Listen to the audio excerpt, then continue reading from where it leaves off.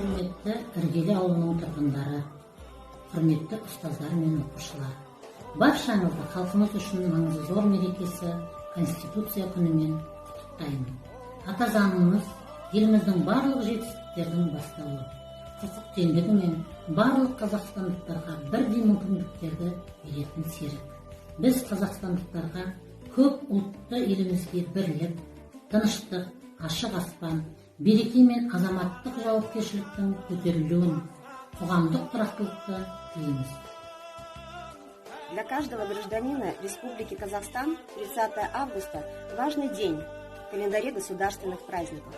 В этот день, в 1995 году, был принят основной закон нашей страны, который обеспечивает сохранность прав и свобод казахстанцев.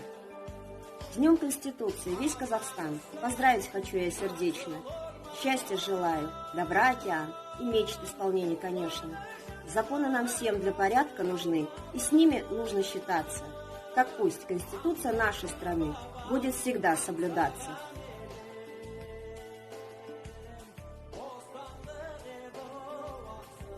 Dear, please accept our sincere congratulations of the holiday Constitution Day of Kazakhstan.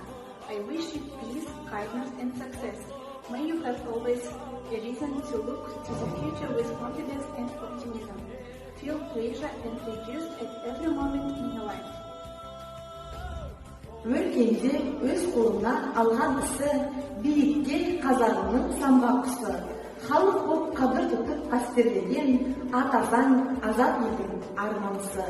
Өмірден әділдікпен бақ табатын, құқығың қорғалды деп шаттанатын.